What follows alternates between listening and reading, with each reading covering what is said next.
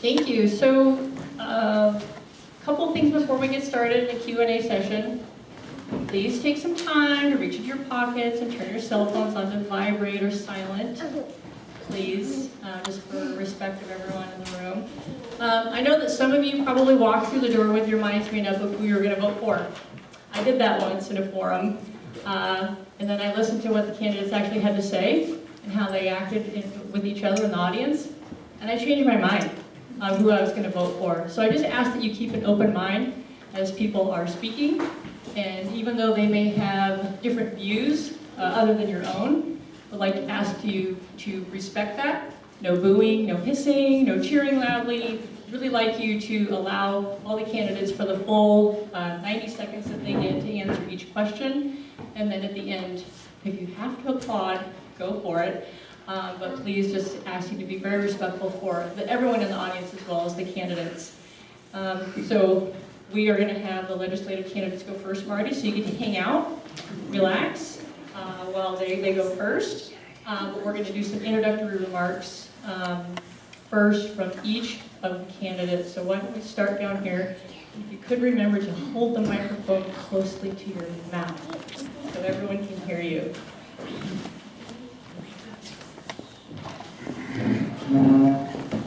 All right, well, good afternoon, everyone, and thanks for coming out. Thank you for hosting this event. It's very important to get together and listen to what the candidates have to say face to face.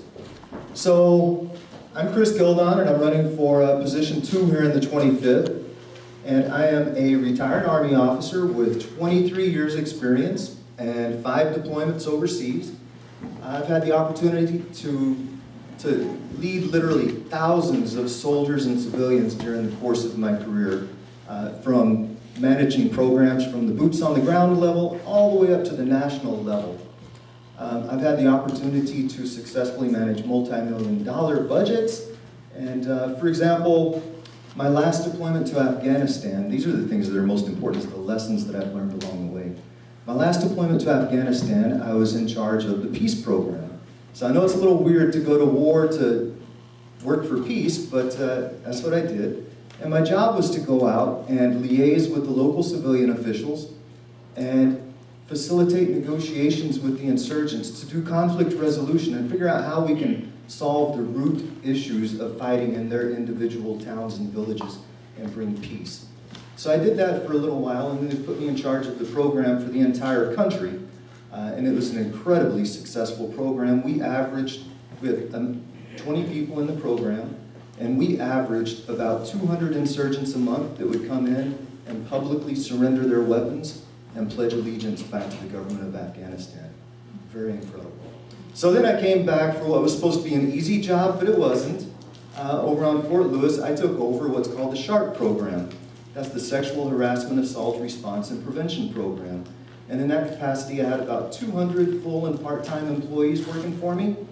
And our job was to provide education for what sexual harassment and assault is, how to intervene, how to prevent it, and as well as we provided advocacy services for any victims after a crime had been committed. So what I would like to do is go to Olympia and use those lessons I've learned throughout the course of my career to bring legislation that is focused on problem solving, that is courageous enough to tackle the root problems, but yet compassionate enough to know how it affects the everyday people on the ground. Thank you.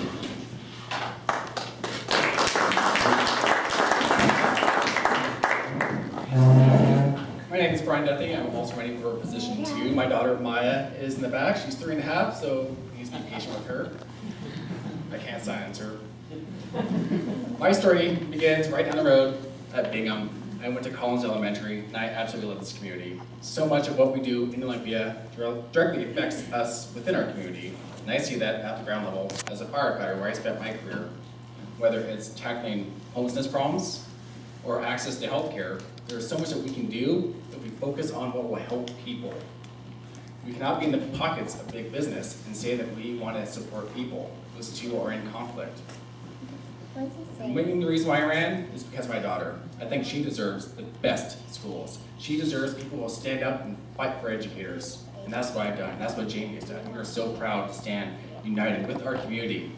I've doorbelled over 12,000 doors, and over, I've had people say, man, I've never met a representative, I've never met a candidate.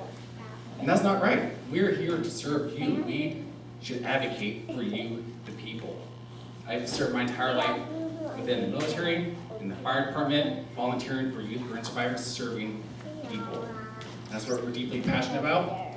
And creatively, we can come to common ground and solutions that will benefit our entire community and give my daughter the best chance of a future. So thank you.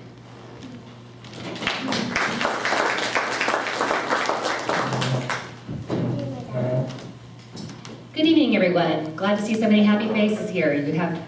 You're doing your community service by participating in the election process tonight.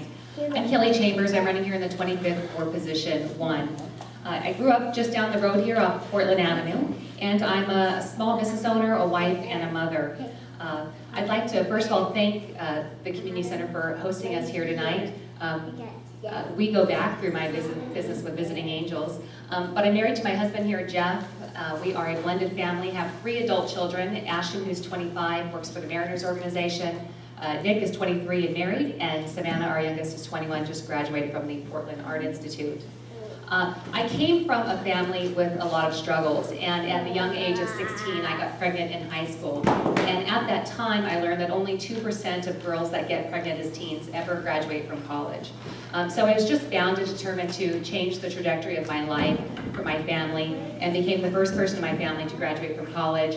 I then became a teacher. I went on to PLU and earned 2 degrees from PLU.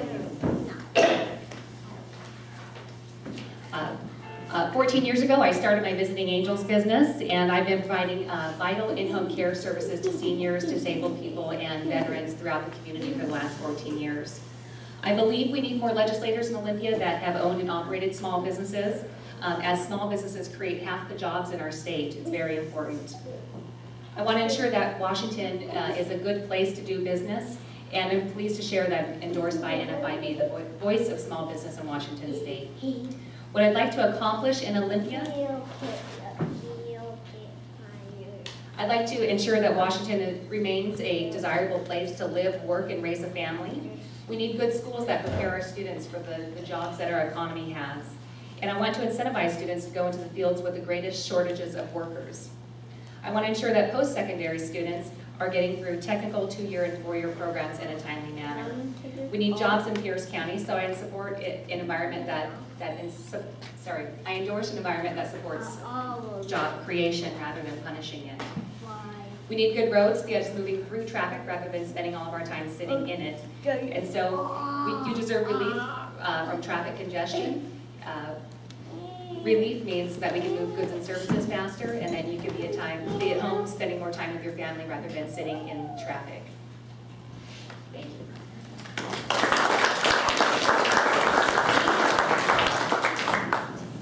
Hi, my name is Jamie Smith, and I'm a local teacher and coach. I have been in education for 15 years.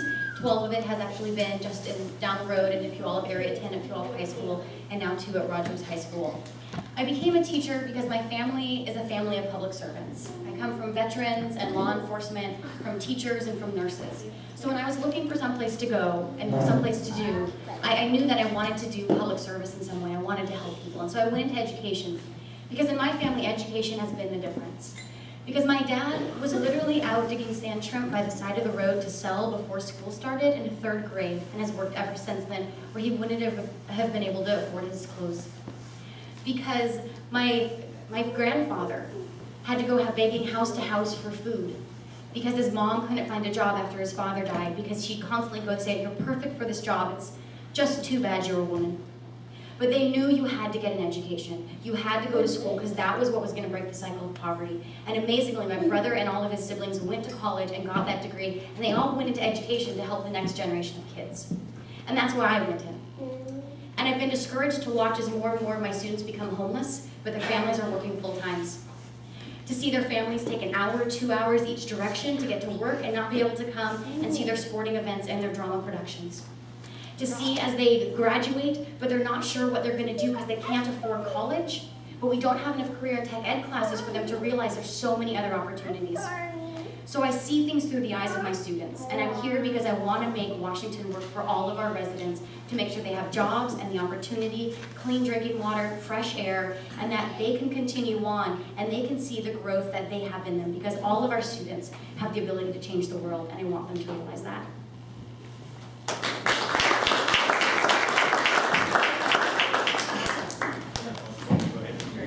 All right, so I'm going to go ahead and introduce myself now then. Hello, my name is Marty Campbell. I'm running for Pierce County Council District Number 5, the seat that is currently held by Rick Talbot. He is term limited out and it is an open seat. A little bit about myself. I actually grew up on a small farm outside Omaha, Nebraska, an area not too different from what we see in this community here. I made my way out here, and at age 22, I opened up my first of 2 small businesses. And for about 20 years, I was a small business owner in the city of Tacoma. I thought I was well diversified. I had a video rental store and a CD compact disc sales store. And then everyone stopped renting videos and buying CDs, so I ran for city council. Got elected to city council and just finished up 8 years on Tacoma City Council representing the east side and south end of Tacoma. When we look at District 5, it includes the east side, south end of Tacoma, and you look at some of the issues that we faced within there and continue to face are also the same issues that kind of are in the communities that surround it.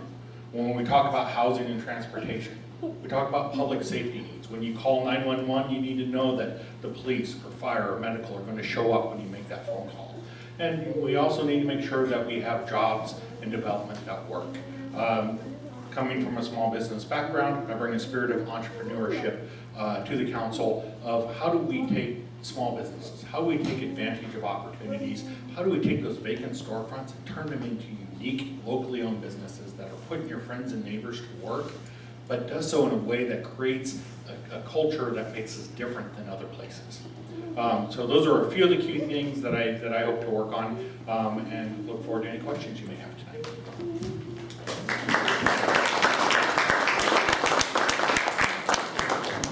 So I'm going to turn it over to Cynthia, and she's going to give us run us through some of the rest of the evening, and then we'll have some closing remarks at the end. You can shine your way.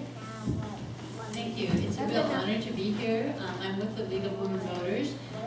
I'm just going to say a couple words about what we do because I think not everybody understands the full scope. Our mission is really to encourage informed and active participation in government.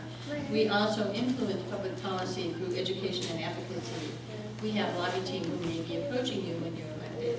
Our candidate forums are intended to provide the public with good information before you vote, and so we're here in a supporting role and totally appreciate what the community councils are doing here. We're a nonpartisan organization, and when we moderate in this capacity or when we sponsor a forum, we cannot support or oppose any candidate or any political party. And when we work on issues, it's entirely to inform the public. So thank you for the opportunity to work with you tonight. As was mentioned earlier, if you have questions, you can use the index cards and take them to Heather sitting right here and then hand it to me. Since you had your 2 minutes opening statement, we're going to use 90 seconds for answering each question. And what I'm going to do is rotate who starts. So each question will start with another person, and we'll just go around the line. We ask that the rules of common courtesy apply in the room, both with the audience and the participants, the candidates. Do not interrupt or engage in crosstalk with each other, and the audience may not ask directly any questions or interrupt. And it really would be helpful as a time saver if we didn't do any applause or any other kind of comments during the forum, and then at the end we'll congratulate everybody and give a big round of applause, if that's okay. So there were some pre-prepared questions, and I'll go through those first for the legislative candidates, and then secondly for the county council, one candidate. And then at the end of the prepared questions, we have some from the audience that will supplement those. So let's start. We'll go ahead and start with Mr. Gildon. The question here is, what are your priorities for this district as they relate to the mid-county area? 90 seconds. So the priorities that I've laid out, like Brian, I've also knocked on thousands of doors, more than 12,000 as well, seems to be the thing to do in this district, is get out and meet people.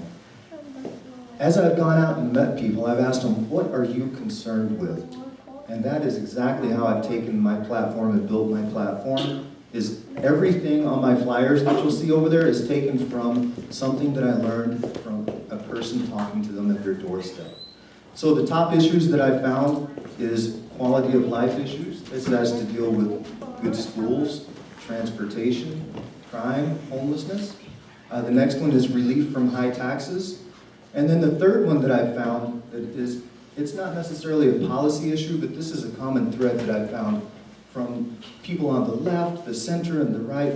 Everyone seems to be sick and tired of this heated political climate that we have right now. They're just tired of it. They want a little political healing inside their homes. And they want legislators to get down to Olympia and focus on sane policy that puts people over party and solves the root problems that we all face. So that's what I'm all about. Quality of life, relief from high taxes, and alleviating this political divisive just atmosphere that we have right now. Thanks. Mr. Duffy? Thank you. If there's one thing I could immediately do inside my fingers, I would put in sidewalks. It is dangerous going up and down Vickery and all around here. It's like that much room between you and the car. So one of the things is, immediately, there's a lot of young families like mine. So definitely education is the first priority. We all share the same common value, where we want to improve our schools and have great teachers teach us.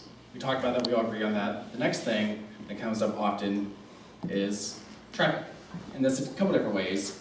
ST3, people are being squeezed with the extremely high tax, which we didn't vote for in this county, but we got dragged into with Seattle. We need to relief from that for people because they desperately need their cars to get from soccer practice to work and back. They can't afford to pay $400 or $500 for their car tabs every year.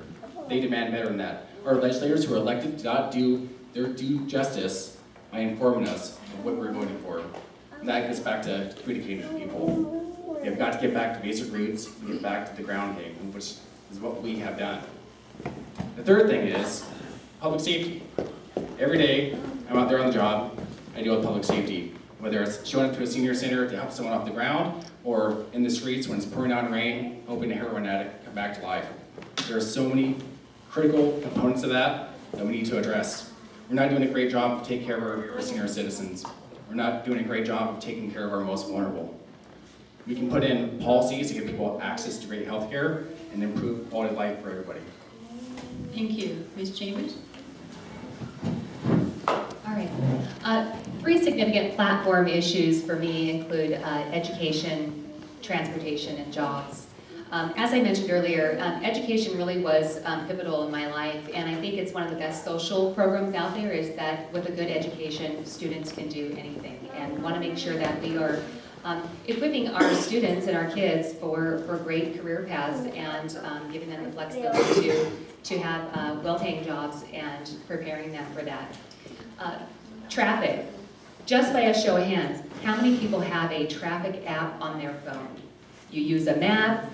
This is what life has come to here in Pierce County is you never know just leaving your house and running to the store or to your work which route you're going to go because we have so many different bottlenecks throughout the county. There are a number of projects that I would like to work on the legislature and would like to serve on the Transportation Committee. I'm endorsed by Senator Hans Zeiger, who works on the Transportation Committee in the Senate. I'd like to work on transportation in the House and bring some solutions to traffic in the county and alleviate some of those commute times for us so that maybe you can run to the grocery store without having to check a map and see which way is going to get you there fastest. In addition to that, I think we need more jobs in Pierce County, good paying jobs, and that you shouldn't have to commute to King County and Seattle for a good paying job. So that means creating an environment that doesn't push job creators out of Washington State or the county. And as a small business owner, that is something that I believe I have the background and experience to work on. Thank you. So being an educator, of course, one of my top priorities is schools, but more specifically, it's mental health in schools. I have watched as over the years, I have more kids in crisis than I've ever had before. I've lost too many students to their own hands, to other people's hands, and to drug addiction. And we have to have more mental health services in schools and more opportunities. And right now, the legislature actually funds one counselor for every 250 students, but there's no requirement it actually gets down to the students. So in the Puyallup School District, for instance, we have an elementary school with one counselor for 1,000 kids. For those students who are dealing with housing issues, homelessness issues, mental health issues, all of those things they're dealing with, that is not enough time for the counselor to even see them to get them to the help that they need. So that's a big one that impacts our entire area. And that kind of goes into the next one, which is the homelessness and opioid addiction. And we have to have actual solutions. We have to have things that we can do. And the homelessness, a lot of people think of the visual homelessness, which is one area. But 80 to 90% of the homelessness, the local police believe, are actually my students and their families. They're people who are working full-time jobs, who are going house to house, who are going from car to car, and we have to find solutions to make sure that they can afford the housing, that we can actually use the HUD loans, because about 50% of those grants go unused every year. And so we also have to make sure that, right now they say 1 in 6 seniors is in fear of losing their house because of taxes. And so we have to make sure they have areas that will keep them there. And then the last one very quickly is transportation, is as we mentioned that this area is growing and our roads were not built for it, so we have to have better public transportation to get cars off the roads. We need rapid transit buses that will take people from down to the Sounder and other areas to get more cars off the roads every day. Thank you. So why don't you go ahead and start the next one, we'll come back this way. How do you plan to keep your finger on the pulse of the community that you serve? And how do you plan to involve your constituents in the decision-making affecting this district? As a teacher, I've had over and over and over again where the legislature makes rules and laws, but they've never actually asked any teachers. They've never actually talked with our students. They bring all these mandates, often unfunded mandates, and we can tell you as teachers it's not going to work. Every teacher I know of could tell you what the legislature did last year, that we were going to have strikes this fall because that was not going to work. But no one asked the teacher. And so this fall, all of a sudden they seem surprised that it's not working. So I know what it's like not to have that seat at the table and to have people not just tell you what you have to do. So I believe in an open door policy, that we need to have community forums, that my door needs to be open down in Olympia to talk with people, that whenever a bill comes up, I need to be able to talk with all sides of that bill. It's not just what the party tells you. I grew up in a family where all the men are Republicans and all the women are Democrats. So I know what it's like to talk with both sides of an issue and why it's important to talk with both sides of an issue. Because no party has all the good ideas and no party has all the bad ideas. And if you're not listening to both sides, if you're not listening to all the stakeholders, then what ends up happening is that you make laws with unintended consequences. In Pierce County, they changed some rules about where they could start building. Well, that's a huge issue because our funding for instance, fire, comes from the different taxes depending on the zoning. So simply changing the zoning, all of a sudden, in several areas, they lost half of their funding for the local fire. So we have to have an open door policy, we have to talk with all sides, and all sides have to be brought to the table before we vote on the bills. Thank you. Ms. Chambers? I believe I will be the type of legislator that I'm a business owner. I've always had an open door and enjoy talking to my employees or colleagues, anyone that has any issues. I'll take that same sort of leadership traits to the legislature. You know, when I was asked to run, I was kind of warned, you know you have to go in doorbell, right? And as if it required some arm twisting to get a candidate to go out there and doorbell. But really, it's been one of the easiest things in running a campaign is going out and meeting people and talking to them. In fact, I could get hung up too much at a door talking to somebody because it's just so much fun meeting everyone in our community. So that just is something that comes very natural to me. It's part of who I am. I love talking to people. And I think with so many of the groups that I've met with throughout this process, they want somebody that they can talk to. I'm that candidate, and I'll always be available to talk. Thank you, Mr. Duffy. So I learned that I have 30 seconds to be able to connect with the patient and get them to trust me so I can help with their medical emergency, whatever emergency that they're going through.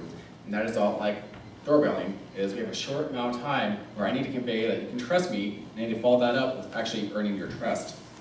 I'm the only candidate that actually puts his home phone number on his card. And I've handed out 28,000 of those. So my number is floating out there for everyone to see. I was transparent.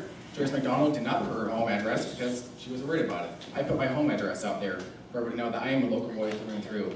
It is being part of this community, growing up, first job at the YMCA, that gives me a connection to the people. It's teaching your kids how to swim when they're young. It's being a swim coach, it's being a water polo coach, it's volunteering for youth burn survivors, doing 5K breast cancer events when I was overseas. It's always about connecting with people and connecting with the issues that they matter and that they care about.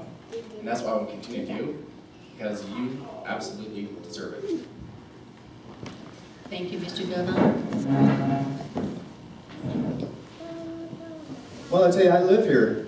I work here. My wife lives here. She works here. My kids go to school here and work here. We are part of the community through and through. One of the things that I learned whenever I was commanding troops over in Iraq is the importance of getting out and not just staying in the little base camp. You've got to get out and you've got to talk to the stakeholders and you've got to learn the environment in which you're operating. It's no different here than working in Iraq or Afghanistan. You've got to be in and out amongst the community, talking to the stakeholders, talking to people at their doorsteps, because you know what? As smart as you may be as a legislator, you're probably not the smartest person in the area. So you never know where that next good idea is going to come from, and you have to make yourself available and always be on the lookout for it. So yeah, absolutely out in and amongst the community as much as I possibly can. Thank you. Let's let Mr. Duffy start the next question. So, as a legislator, what would you do to provide affordable housing, given that the real estate market is hot and driving housing prices higher, but wages are not increasing commensurately? That is an excellent question. Thank you for asking that. So what we're seeing is we're seeing the absolute biggest footprint of a house that they can put on the smallest piece of land. And then they have the nerve to say, I think the impact fees are too high. Can you give us a break? And then they don't even follow through and pay the proper impact fees.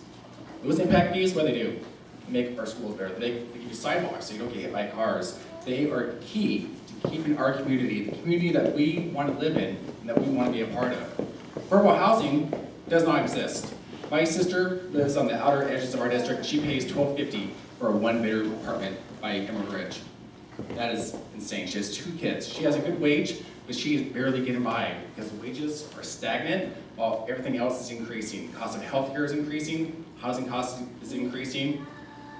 It wasn't too long ago you could have one parent work and take care of their entire family and have a pension. That's gone. Corporate greed has gotten in the way of that. We have both parents working full-time jobs and then some, and we're still barely getting by. We need to get back to being the working class and stand up for the working people. Thank you. Thank you. Let's just go on down the line and end up, Mr. Gilman.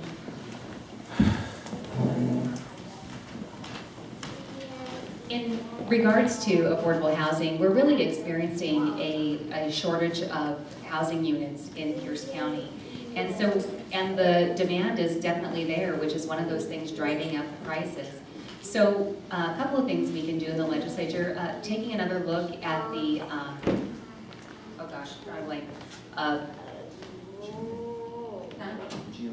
Growth Management Act, sorry about that. Taking a look at that so that we are simplifying zones where we're building. There's one example of an issue that has maybe gone too far, I think, is the Condo Act, where so many restrictions have been put on condo development with units with condos, townhouses, units with shared walls, that developers are stepping away from that and not building those types of units that are very important keys to the housing market.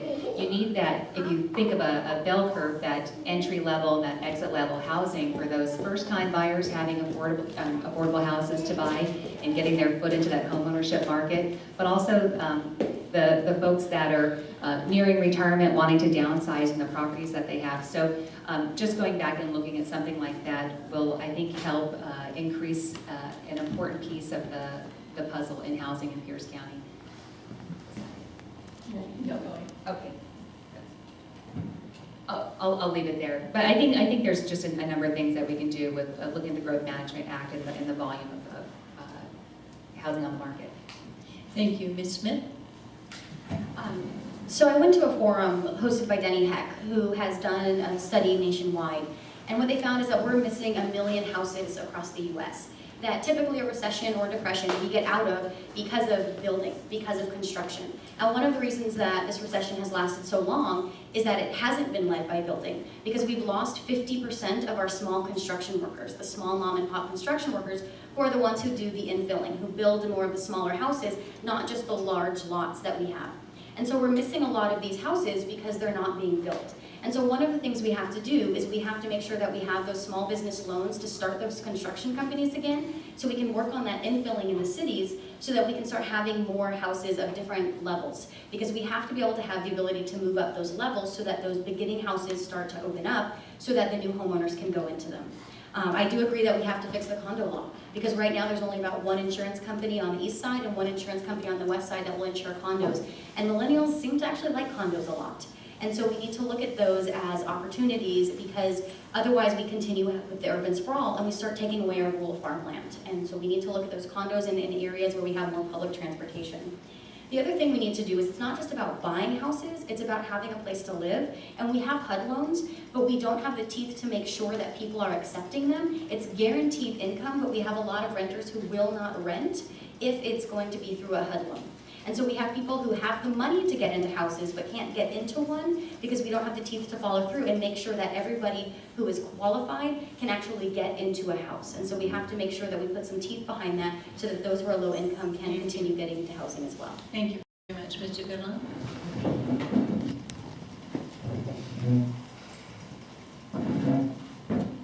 So the problem, we've had home prices go up on average 10 to 15% per year, while wages have only gone up 2 to 3% per year. Another problem is we have a shortage of about 2,000 homes here in Washington state. So what is the fix? Well, look, from a legislative point of view, I think there's a few things that we need to look at. Kelly mentioned one of them, and that is, where are we creating shortages which are driving up the cost of available land? Are we doing it through policy? And if we are, can we correct that? The other one is property taxes. We talked about meeting people at the door. I met a lady named Devon over off of Michigan Avenue just recently, and this is her number one fear, is she's afraid. She said she had $50 remaining at the end of every month. Her and her husband paid off their house, but he died. She's now on a fixed income. She's hurting if property taxes go up. I want Yvonne to keep her house. We need to look at other things that we are affecting the cost of construction by the different fees and stuff like that we charge as legislators. So I'll chime in on the condos. I agree, great idea. We need more of them. I'll also talk about the additional dwelling units. Let's get some of those going. People like them. I don't have a problem with it. What we want, bottom line, is we want smart growth where people can live and work in the community and in their own communities. Thanks. Thank you. We'll start the next question with Ms. Chambers. What would you propose to create and keep family wage jobs in this district?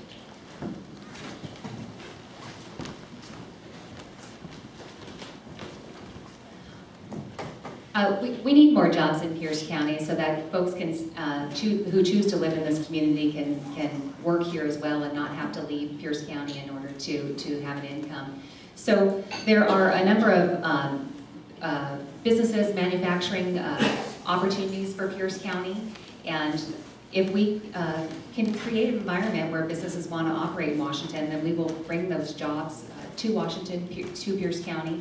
We have a great example just down the road of Frederickson, which can be a manufacturing hub, and an even more significant manufacturing hub in Pierce County. So I will work with the business community. I've been endorsed by Association of Washington Business, which includes a lot of manufacturers, and they're the companies that provide those jobs that employ, employ our neighbors. So I'd be happy to work on that.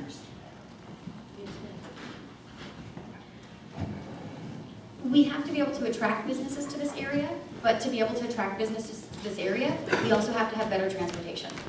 We have to finish 167 faster than 2030, because right now we're getting a lot of the shipping caught up in the ports, and if the businesses cannot get their supplies fast enough, and if we can't get them to the ports to go to other places, they're not going to want to come down here. And so we have to make sure we work on that transportation to be able to get more businesses into the area. That's gonna help people get through faster. It's also gonna provide jobs to this area and very well-paid family wage jobs to this area. So one of the things is we have to look at our infrastructure and realize that our infrastructure is actually hurting our ability to get jobs now. So building that infrastructure will help that. We have to make sure that we have the ability to have small business loans. We give a lot of great tax breaks to a lot of big companies. In fact, we gave a lovely tax break in the state to Microsoft as a startup computer company for 30 years. But we're not giving it to the mom and pops. We're not giving it to my students who are starting as much as we need to. And those are the ones who create more millionaires in the state. Those are the ones who keep the jobs local, that pay people in the community who then spend more money in this community. Those are the jobs that aren't the franchises that send money out to other states. So we have to make sure that we have the funding and the ability to support more local businesses in the area, the infrastructure to bring in larger businesses to the area as well. Because those are the ones that are going to get the big businesses here with the transportation and that are going to keep the people here and give our kids places to work, because it is those small businesses that keep them tied to this community. Thank you. Mr. Gunnar? Well, I just think you need to take a quick look at what it is that brings business into a local area, right? So, and to my mind, a couple of those things are, Jamie said, number one, an educated populace, right? You need a certain level of education, and that's why I think it's very important that we invest in those career and technical education programs in our schools. You need the infrastructure to move your goods and services to market, so that's why we need roads.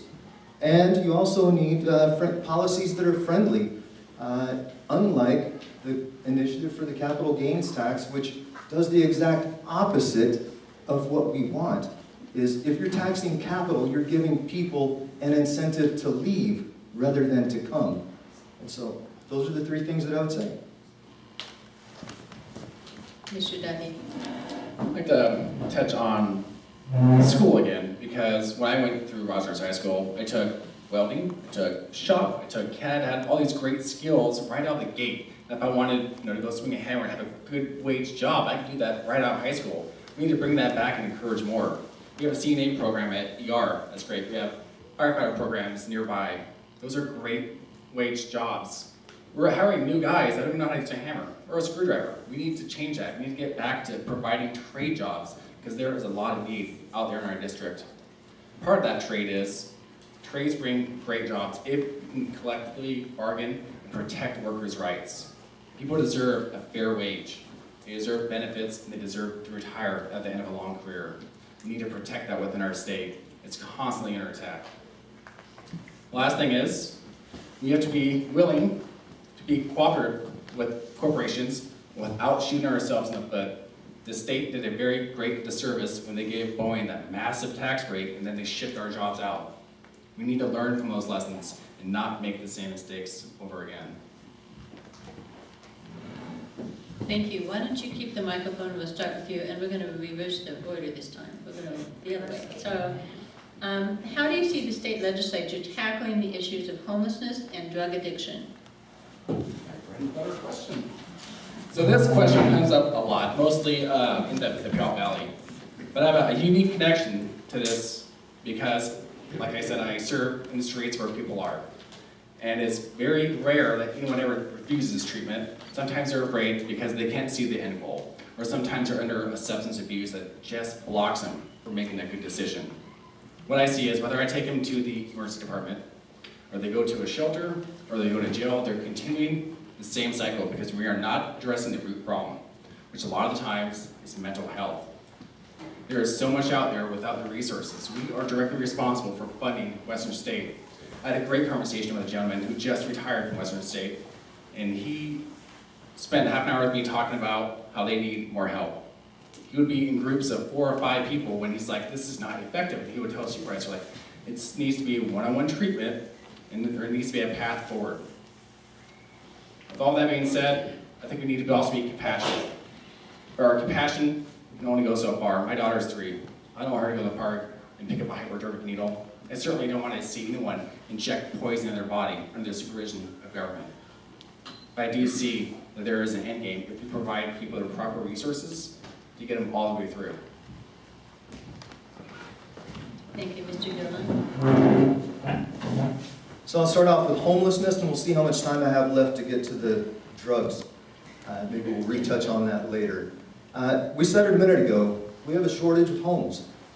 We have about 10,000 homeless people in Pierce County, and I think what we need to do is, well, I'll just say despite increased spending, our homeless population is only getting bigger.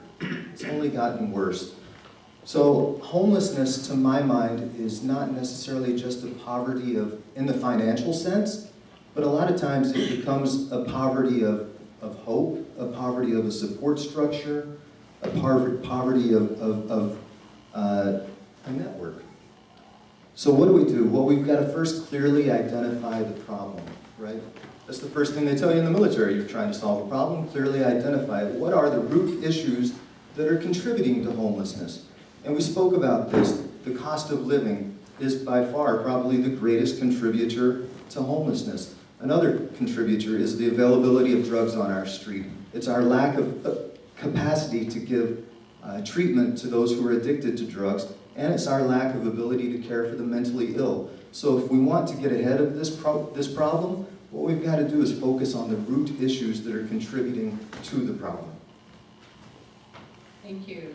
So we want to go down to Ms. Smith. There are so many different areas in this issue. First off, with the homeless. When people say homeless, they typically are thinking of the 20%, 10 to 20% that are the visual homeless. They typically aren't thinking about the 80 to 90% that are my students and their families. And so those are going to have two very different solutions. One is going to be the affordability of housing and actually living wage jobs that people can have, that when they're working full-time they can actually afford to raise a family and support themselves. The other, the visual homeless that more people think about, oftentimes that goes along with mental health or drug use, and whether it's the chicken or their egg, we don't know. And one of the things that we have to do, I think we have to look into what services we already have and how can we use them. One of the things I want to look into when I go down to the legislature is, I'm not sure how many of you know of the Rainier School. It's a school for developmental disabilities, and I don't want to take away from what they have. In fact, we need to fix a lot of what they have. But it's a school that has medical, it has living facilities, and it has education. It was made for about 1,400 beds, but we only use 300. If we could turn that into a dual-use facility, we could turn it into a 90-day short treatment center to help those who have mental health or drug addictions get back on their feet, because they need more than the 2 weeks that their health insurance might pay for. I ran into a former student of mine, and she told me she was addicted to drugs, and not because she had been using them on her own, but because she had been in a car accident and they had been prescribed by the doctor. And by the time they were done, she was addicted to heroin. But she was lucky, because when she went to go get treatment, she was pregnant, so she got to stay for 3 weeks instead of the 2 or less that they kick you out, and so she was able to get off. But too many of the programs don't give people enough time. If you talk with the local law enforcement, they'll tell you about 90 days is what people need to get mentally healthy, physically healthy, and to get back onto their feet. And we could help a lot of people very quickly because there's 1,000 empty beds. Thank you. Ms. Chambers? Well, we talked about housing and how that's contributing to homelessness and lack of affordable housing, but I'd like to talk a little bit more about mental health and how that's kind of contributing to our problems here with homelessness. As I've doorbelled houses from one end of the district to the other, homelessness continues to be a significant issue. And I can remember just 4 years ago, I was sitting at a candidate forum like you are in the audience, listening to the candidates talk about mental health and how much of a priority that was going to be in Washington State. But as a result, we really haven't made the progress in building our mental health infrastructure that we need to build. In fact, Washington has lost $50 million, over $50 million in federal funding at Western State. That is not the direction that we need to be going when we need to be building capacity in a new system for mental health in Washington. The Republicans are ready with a plan on day one to put bills forward addressing mental health concerns. When I mentioned earlier about directing students towards the jobs that we have the greatest shortages for, we have a shortage in certified mental health providers. And so one bill that's being proposed is to work on reciprocity between states for mental health providers. So if somebody, let's say a military spouse is going to move here, they have mental health certifications in other states, that Washington honor those certificates so that we can get more providers that are able to work in the fields and fill those jobs that we have. I've gone online to look at many of the mental health facilities here. There's tons of jobs available. We just need the workers to fill those positions. Thank you, and you just keep the microphone and we'll start next one with you. What measures specifically would you support to ease traffic congestion? Specific measures to ease Specific traffic measure. congestion. Well, right now, the county is, has a plan to expand Canyon Road here, 4 lanes. You got 4 lanes going from Canyon Road out to Frederickson, to expand that down to I-5 and connect with 70th Street in Fife. That's a project that's going to need priority funding in the legislature. So really, when I talk about transportation, the work that I want to do in the legislature, it's about protecting Pierce County dollars for Pierce County projects. I've already been contacted by the city of Fife and gone over the projects that they need, which includes the completion of the I-5-167 connection. That's going to get things moving, transportation better in Pierce County. There's also potential to have another overpass over I-5 and Fife, so that we're connecting those trucks directly to the port and moving that commerce better throughout Fife, but really that impacts the entire region. Thank you. Mr. Duffy? So first off, we immediately need to continue to put our eye on the ball. We need to continue to get 167 all the way down to the port, because that is going to grow our economy, plus keep people a lot safer. Those trucks are massively dangerous trying to maneuver in and out of Fife. We also need to look at expanding 167, adding more lanes. We need to look at giving more bus routes to people in this area to give them more access to public transportation. We talked all about that, but we need people who will go down there and champion for our area in the south end, because it seems like there's an invisible barrier from King County to Pierce where dollars just drop and die. We need people fighting for you and fighting for our families. Thank you, Mr. Miller. All right, our transportation system, just quite honestly, is just not sufficient. So, I mean, our goal is to reduce congestion, but have you driven on 167 or I-5 recently? I mean, it's just a mess. Have you paid your car tab fees lately? It's absolutely crazy. What we need is investing in our infrastructure, and it needs to be done smartly and effectively, and with transparency and accountability. And every time I drive through Tacoma, I wonder who in the world could have designed this. It is a mess. Now, I lived in DC for a little while, so I fully understand the value of an effective and efficient public transportation system. It really is valuable. But I tell you what, Sound Transit that we have right now is neither effective nor efficient. Right now, the first 2 projects are about $500 million over budget, and that's just the first of the early 2 projects going into it. There's more to come. And then it really just galls me, quite honestly, that they use outdated methods to value our cars, and that's why our car tab fees are so high. So, you know, I'm just very leery of these regional solutions because they tend to be neither effective nor efficient, and they tend to not be accountable to the public. Specifically, other than some of the things that have been mentioned, is I want to take a look at the connecting 176, the crossover to I-5, the cross-based connector. It just would relieve a lot of congestion. Thank you. Let's go down to Ms. Smith. Thank you. So you've heard us talk about finishing 167. It's not supposed to be finished till 2030. So the big thing, of course, is finishing that faster. And then when we finish it faster, we have to have better access in and out of the ports. And right now they are working on creating one-way roads to actually work on fixing that. But we have to make sure that we're not spending another 12 years working on that, because by the time that's done, we're going to have so many other issues. And so we need to work on getting those more rapid, much faster. It really drives me insane when I'm driving down 167 and that third lane stops a quarter of a mile into Pierce County. I don't know if it drives anyone else insane, but we have to make sure we get the funding actually into Pierce County. I had some legislators tell me, oh, Pierce County got so much in the last gas tax deal. I don't think a quarter of a mile of a lane is considered that much to me. Maybe it is compared to what other groups got, but so we have to work on that. But the other things we need is we do need more trains to the area, and we need more public transportation. One of the things I want to look into is rapid transit buses that can go from a park and ride, for instance, up at 176, all the way down to the Sounder, because each bus could take 40 to 50 cars off the roads every morning. And if you see the buses just from the park and ride at the top near the mall, they're packed every single day. We need rapid transit buses that go down Pack Ave so that we can get people down to the Sounder as well and to the other public transportation ways. That's gonna get cars off the road because we can't just keep expanding. We have to find ways to get people to actually be off of the road, which also means providing local jobs in walking communities. We need to have more jobs in walking communities and more houses around that public transportation, more condos around where the Sounders are, so that people don't have to get in their cars just to drive to the transportation in the first place.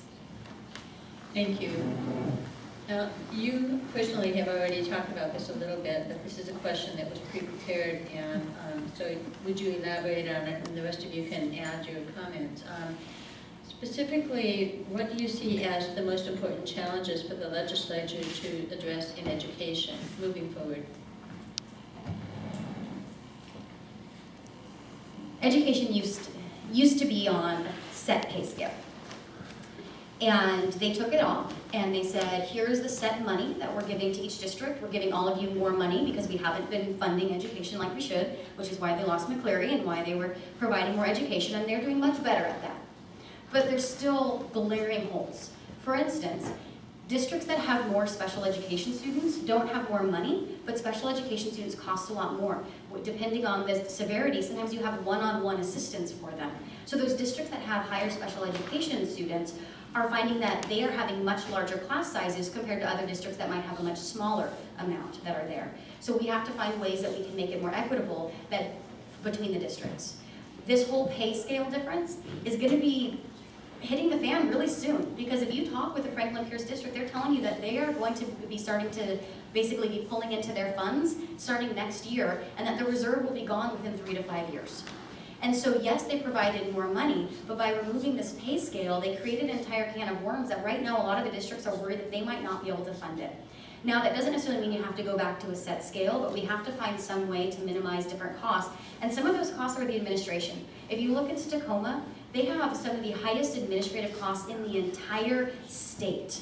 And so we're gonna have to start looking at, is the money really getting down to the students? And how do we make sure it gets to the students? Because if a superintendent is making twice as much as our state governor, that's kind of questionable. When they make $23,000 a month, hey, I'm really happy that you're helping our students, but we could probably use a little bit more of that within the classroom. And so we're gonna have to look at those costs and where the money's going. Thank you. Ms. Chambers?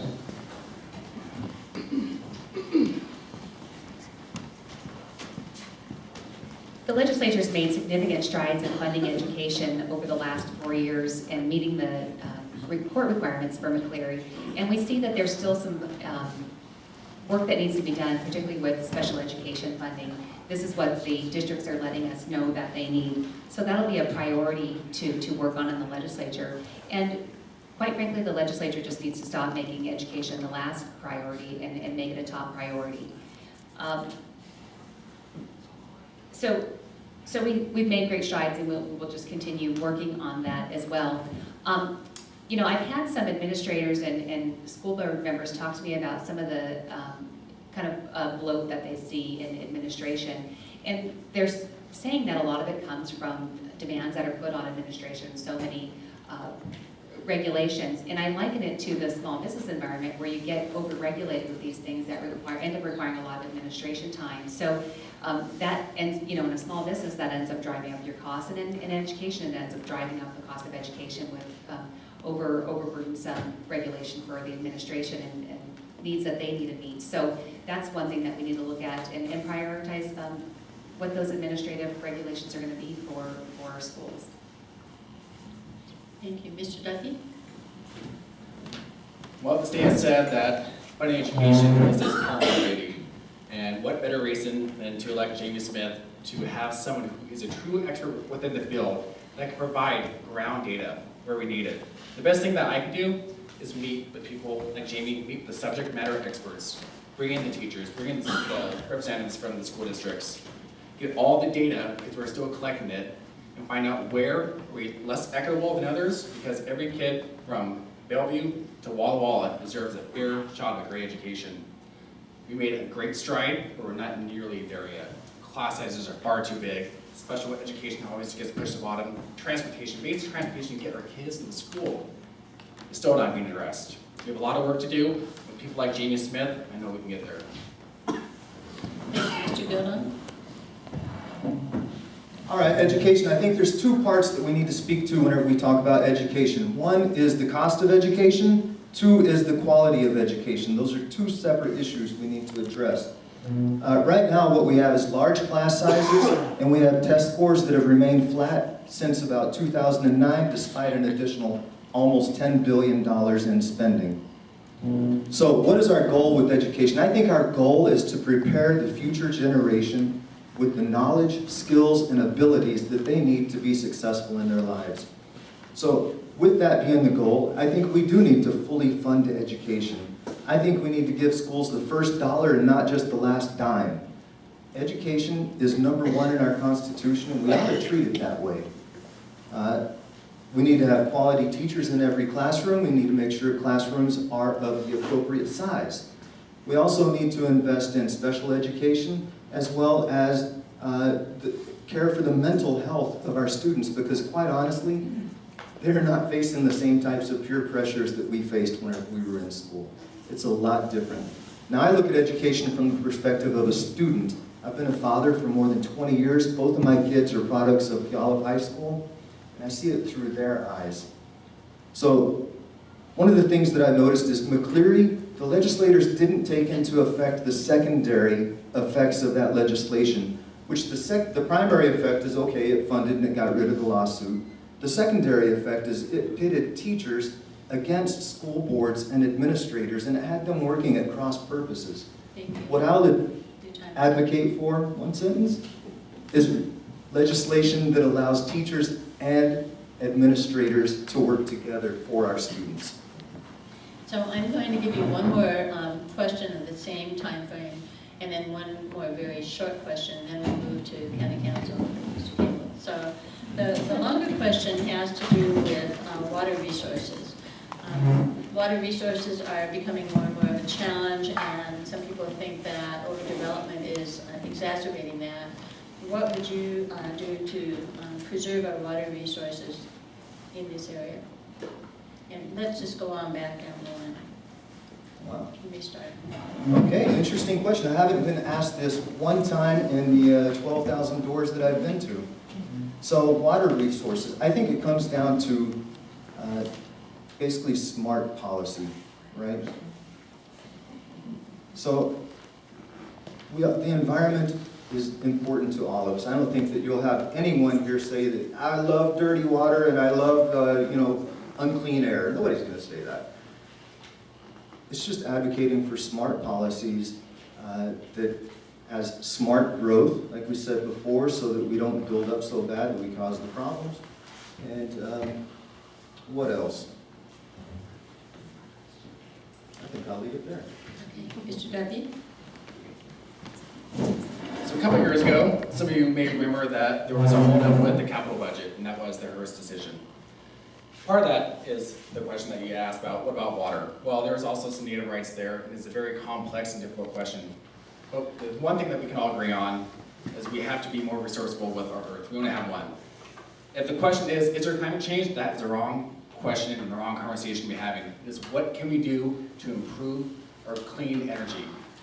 How can we get rid of coal burning plants? Like people black lung. Do you think any worker there wants to realize, hey, I wake up and I have black lung? No. Wouldn't they rather have a clean, renewable resource that they can work at and be proud of? Those are projects that we need to continue to work on. Whether or not you agree with Initiative 1631, we all agree that we need to make better strides towards cleaning up our environment. We can be the leaders in the nation. Washington State can be that voice. If you put through good policy that protects workers and protects our environment. We're dealing with fires like we've never seen before. Constantly we're dealing with sending out strike teams to battle blazing fires. There is a reason for that. The earth is changing. We need to find out how we can reduce carbon emissions and how we can protect our planet for my daughter, for all our children. Thank you. Ms. Chambers? So I support solutions that are local, collaborative, accountable, and market-based, and I think we can apply those same principles to water use. Yeah, we have a vineyard in Eastern Washington and just are more familiar with the water right issues over there, and just, an important issue over there because, we want to produce the crops that we need to bring product to market, but then also make sure that you're treating the environment well and making sure that you're not using up a resource unfairly. So, like I said, I support solutions that are local, collaborative, and accountable, and market-based. Thank you, Ms. Smith. So when it comes to using local water, one of the things we have to look into is that we are starting to cover a lot of the land with cement, with more houses, with more buildings, with a whole bunch of warehouses that they're planning on putting in over the Van Leeuwen fields that used to actually take the water in and put it underground, take it back into the rivers, and now it's starting to do things like flooding fields. I've talked with some individuals who they've been selling off farmland in the valley, and they've been putting up houses there, and now the farms that are still there are having flooding issues that they've never had before. So we have to find ways, if we continue to build, we have to find ways that we're using some of the new cement technologies that actually allow for drainage to come in. We have to look at ways that we can actually, for instance, the runoff of the different farms, the runoff of different fields that we have. If we're using a lot of fertilizers, it's getting into our drinking water, and so we need to be able to look into that and what's getting into the river systems. The state lost a court ruling about the culverts recently, so the state is going to be working on building culverts to make sure that fish can get into the streams so that they can have the clean water and they can continue getting into there. And I believe that we should add some incentives, for instance, having living roofs and other areas in a lot of our buildings, because those things are actually things that can start bringing in the rainwater, that can actually help with the environment. That as we start covering it up with cement, those things can start taking in the water, filtering through the water, so that it's not flooding the rest of the community. Because we have a lot of communities in this area that are experiencing massive flooding that they've never had before. Part of that is from different climate, but a lot of that is because of the building that we are currently doing. Thank you. So this question, we're going to do this in 30 seconds. And just, sorry, I got distracted too. So do you support the library, Live that's on the ballot right now? And if so, why? And if not, why not?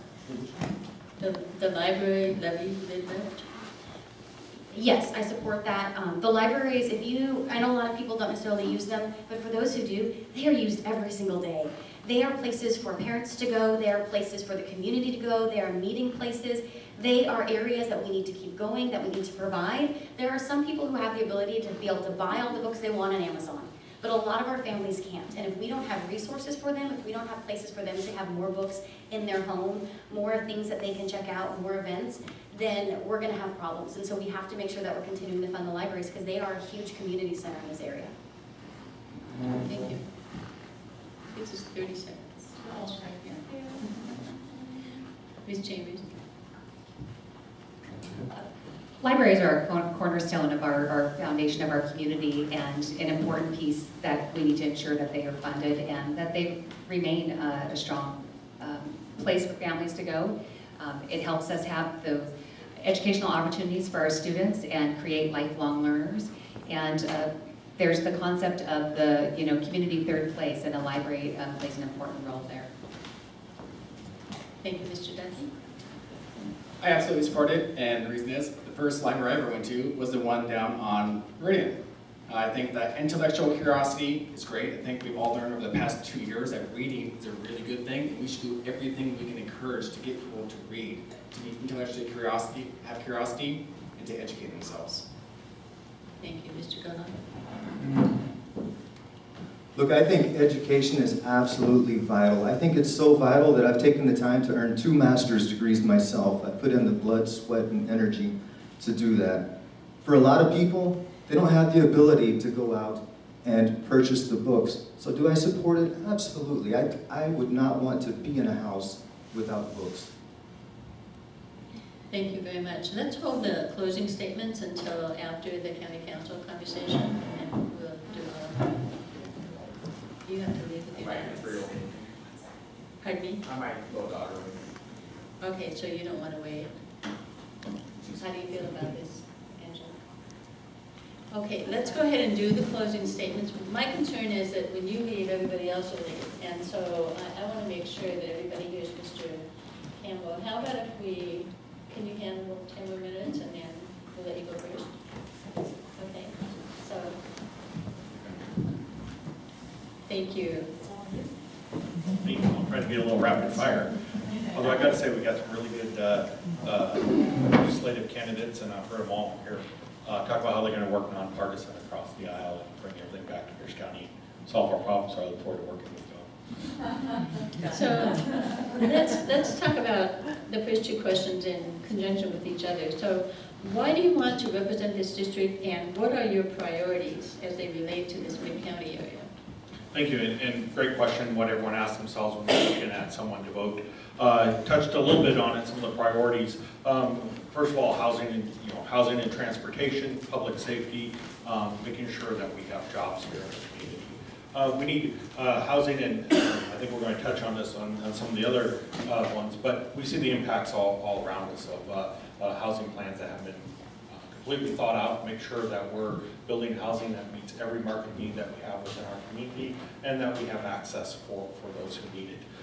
With public safety, as I said earlier, we will make sure that when you pick up that phone, you call 911, that police, fire, medical, whatever you're calling 911 for shows up, but we also need to make sure that we have the wraparound services, the services that are supporting people so they don't have to call 911 in the first place, making sure that we have the medical needs that people have are being addressed, making sure that we're working as a community to drive crime down so we're not having to call 911 as much, and make sure that we have jobs that work for everyone.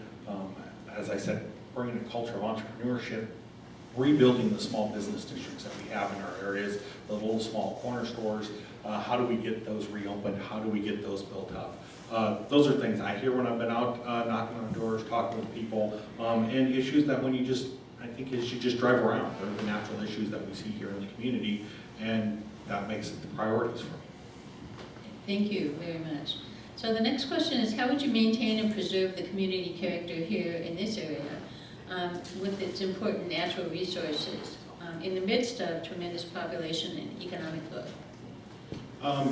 That's a great question, and one that I definitely hear when I come around is how do we protect the area that we have here. As I said, I grew up in an area not too different than the rural separator here. We need to make sure that we maintain the unique character of the rural separator that we have here. I think it's part of what makes Pierce County, Pierce County. And when you have some of the most valuable and productive farmland in the United States, you don't pave over it. We make sure that we're going to need housing. Look at housing starts across the nation. They still haven't caught up with where they were 15 years ago. So we need to be building to a higher level, but we don't need to be doing it on top of our farmlands. We need to be smart about it. We need to be putting it where we already have transportation networks existing. We need to be putting in places where we're already built out for density, bringing that density and putting it where it already has been planned for. How would you suggest that the county council tackle the issues of drug addiction and homelessness? Well, I think we give it back to the state legislature. No. And when I heard this question earlier, drug addiction, homelessness, I heard mental health mentioned in there, and it sometimes bothers me because I've heard this all along, they keep getting put together as if every person who's homeless is on drugs or they have mental health issues. And that's not true. Many people with drug addictions still hold functioning lives. It's not a good quality of life for them. And so we need to make sure that we are holding the opioid manufacturers accountable, much like we did with the big tobacco lawsuit. I was at the city of Tacoma. We filed a lawsuit against the opioid manufacturers because they manufactured much of this crisis that we're in. If you go out and do the research, it was specifically targeted to create long-term customers for opioid companies. One thing that came out of the big tobacco settlement was hundreds of millions of dollars that came in. I want us to get out there, make sure we're part of that money coming in, and then put that to actually changing the quality of life. I served on the Board of Health where we actually looked at the impacts of where this is across our county and making sure that we're addressing the root causes. Homelessness, there's 100 different ways into homelessness. It can be medical bills, it can be unemployment, it can be education. It means we need to have 102 ways out. We need to meet people where they're at for the issue that they're having. Because it isn't always drugs, it isn't always mental health. But in the cases where those are, we need to make sure we're building those networks to be able to support the people and help them get their way out as quickly as we can. So thank you for that. How do you plan to keep your finger on the pulse of the communities you represent, and how might you engage them in decision-making processes that affect them? Communication. So number one thing we expect out of our public servants. We want to know that when you reach out to them that you're going to get a response. My personal cell phone is on everything. Right here, 253-376-3774. Give me a call. But most importantly now, my predecessor, Rick Calvert, I think has always been great about that. One of the key departments or key personnel, and Rick being accountable and connective, is Mark Williams, his assistant and local movie star. And my intent would be to keep him on as an assistant because he knows what he's doing. He knows many of the people in the room and knows how to connect with people and make sure that we have that happen. I'm on social media, I'm responsive, you can call my cell phone. I love to come out to public meetings, listen to the different points of view, and really just have that conversation and make sure that A, we're doing our job in getting back to you, and B, if we don't agree on something, let's at least explain our positions, listen to each other, and make sure that we're doing everything we can to get on common ground. Thank you. The next question has to do with public safety. What do you consider the most pressing public safety concerns, and how would you propose to resolve them? You know, the nice thing about having multiple people is you get a chance to listen to someone else first. Public safety is incredibly pressing here in this area, of course. We need more sheriff's deputies. We need to make sure that they're able to respond in a timely manner, and that we're going after some of those root causes. That we're driving down things like domestic violence. That is number one call that most police departments go on. How can if we can reduce domestic violence by 10-20%, that would free up, because you need a lot of officers when you go into those, in their volatile situations. They'll tell you those are the most dangerous calls that they go on. We need to make sure, we're addressing the opioid crisis, because that's another thing that keeps them running from call to call to call. I want to get back to where we have community liaison officers across the county that just work in one little area and continue to work on the hotspot problems. We can all think of a house that's in our neighborhood, and that house is creating more than its fair share of problems across our community. The community liaison officer would sit there and stay with that house, stay with it, figure out who's in it, and get the issues solved within that house by staying focused on it. So it isn't just different officers responding every time. It's the same person going and saying, look, we talked about this last month, and you haven't changed. And so we're going to bring some different tools to get this changed, because you're just not playing well with your neighbors. So what would you propose to do as a county council member to create and keep family wage jobs in the county?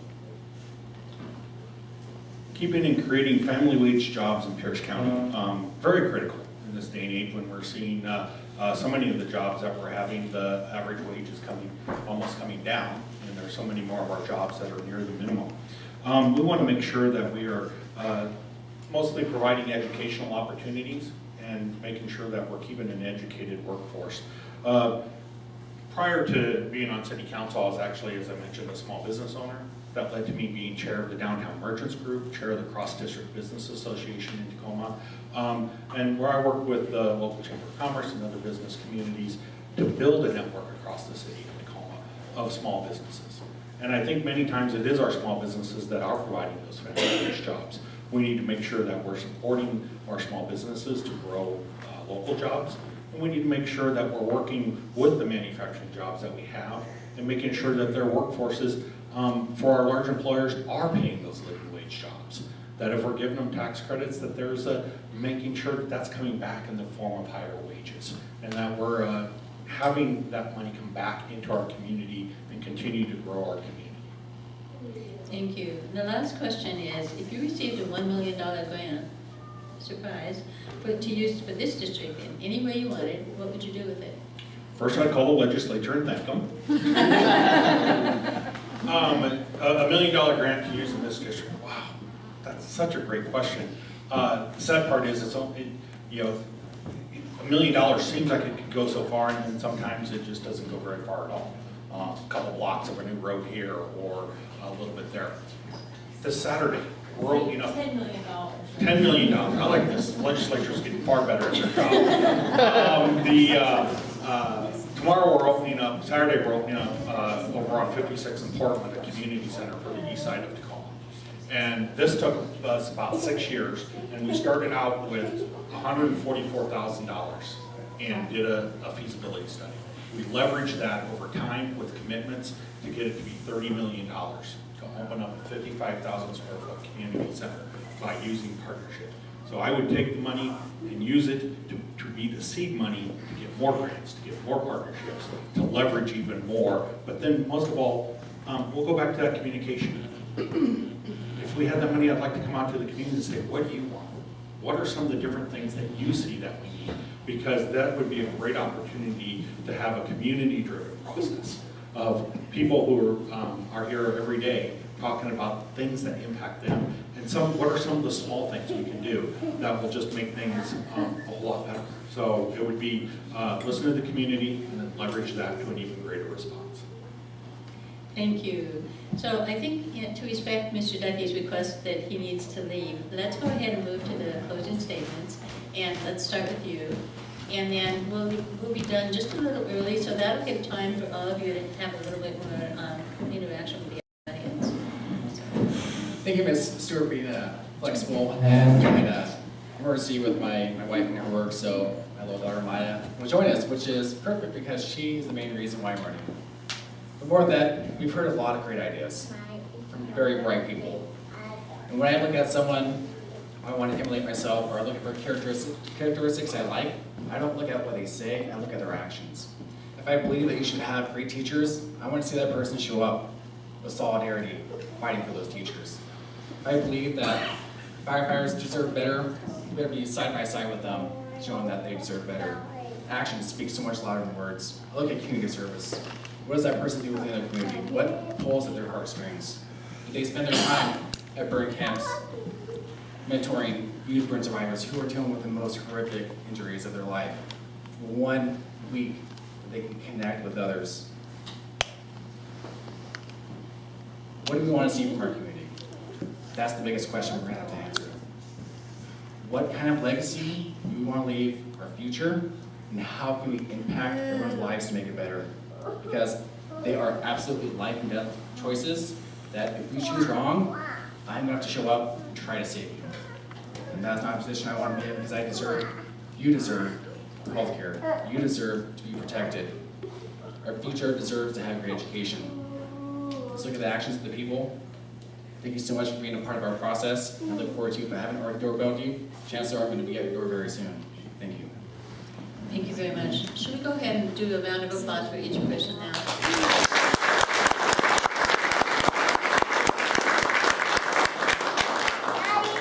Mr. Gomez. All right, I'll agree with what Brian is saying. I think community service is so very important, and that's why I've spent 23 years of my life in 5 deployments serving our country, because I think serving is important.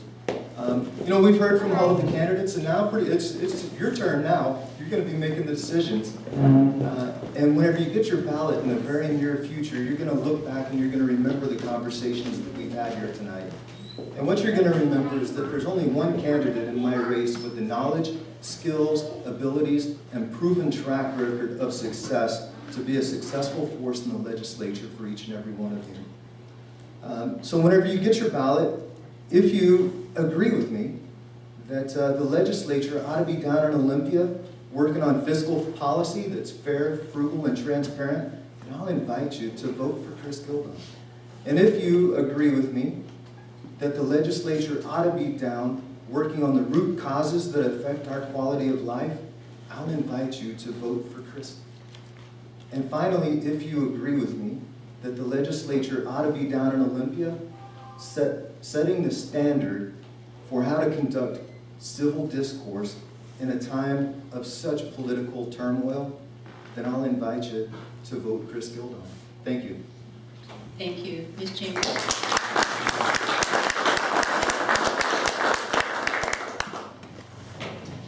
Thank you. It was a pleasure being here tonight and getting to see everyone. I wanted to share a little story about this community center. I guess Bunny is probably not here anymore, but I couldn't let this opportunity go without telling a little story about one of our caregivers that had an incident here. It's not a requirement that caregivers for home care agencies do CPR first aid, but we always want to go that extra mile of visiting angels, so we require all of our caregivers to do CPR first aid. And at the meal site here, somebody participating collapsed in their lunch, and one of our caregivers was able to revive them, do chest compressions, and save someone's life. So it's fun to be in this room that something like that happened. But that's just the kind of person that I am, is going above and beyond, and that's what I would do as your representative in the 25th, is go above and beyond to represent you in the legislature, and to look at some of those areas that we talked about tonight, homelessness, mental health, housing, that we can alleviate some of the bottlenecks in our processes, and ensure that we're bringing great jobs to Pierce County, that we're funding education and providing opportunities for our students to get the training that they need to go on and be self-reliant adults in the community. And so I appreciate your support. I look forward to talking to you more afterwards, and I'd like your vote for Kelly Chambers, position 1. Thank you.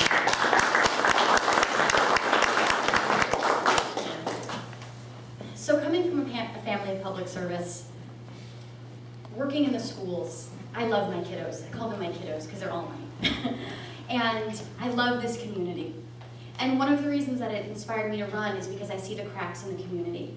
I see what happens in my students' lives when their parents lose their job for no fault of their own, but the economy just went down. I see what happens when in our area they've raised the rent $300 in one complex a month, another complex $400 a month, and one of my friends, her complex was raised to $525 a month. You need 3 times the monthly salary usually to get in, which means her 1 bedroom, and it costs $1,500 a month, she needs to make $4,500 a month to get into a 1 bedroom. There are a lot of cracks, and our kiddos, our family members, our community, they're the ones who suffer. But I also love this community because we are the land of the generous people. We have so many people who want to help, who want to give back, who want to give service to others, and who want to help. And we have the ideas here. We have the ability here. We can overcome any obstacle when we work together. We can overcome anything if we work together, and that's what I'm going down to Olympia to do. Because this is not an us versus them. This is not a one party versus the other party.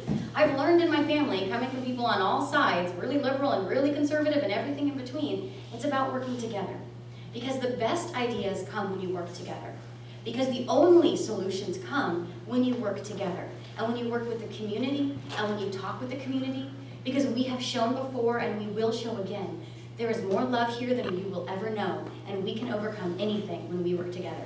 That's why I want to represent you, so we can become a team, we can go down to Olympia, we can fight for our community, we can fight for our kiddos, we can fight for our community. And so I would want to go down to Olympia to fight for you. So please, when you get your ballots, vote Jamie Smith so that I can go down to Olympia and fight for you, and we can all work together. Thank you, Minister.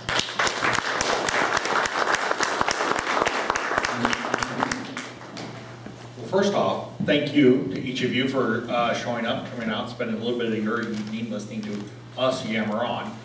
We appreciate that. Thank you to the association for putting it together, and to the League of Women Voters for the work that you do.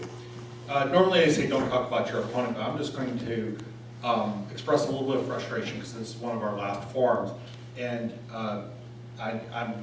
he hasn't shown up in a single forum. He put his name on the ballot, which is great. Hasn't returned a phone call or an email to anyone who does that. And I really appreciate my friends over here, colleagues, that they're out here, they're engaged, they're knocking tens of thousands of doors. You know, I've been out, I've hit thousands of doors, because that's what it's about. It's about out talking, listening, hearing what people have to say, and then making sure you're bringing those values back into the job that we're having. You know, we learn not only just answering your questions, saying what we think, but just hearing the questions that you're asking tells the issues that are important. Be it family wage jobs, homelessness, traffic congestion, water rights. What are we going to do about our future around water? What are we doing around affordable housing? Most importantly, how are we communicating? What about libraries? And yes, I'm in favor of the library levy, because they're important in our community. But mostly, please, just stay engaged. Keep asking those questions of us. And because asking the question tells us as much about what's important to you as you telling us your position on some of those issues, because it keeps things that are important to you at the forefront. I'm committed to being that candidate, or being a county council member who listens, is out here responding, talking with you, and working to make sure that we find the issues where we can work together, and that I'm taking what you guys are saying important right here in your own neighborhoods, making sure we're advocating for and protecting that at our county council level. Thank you all. Thank you.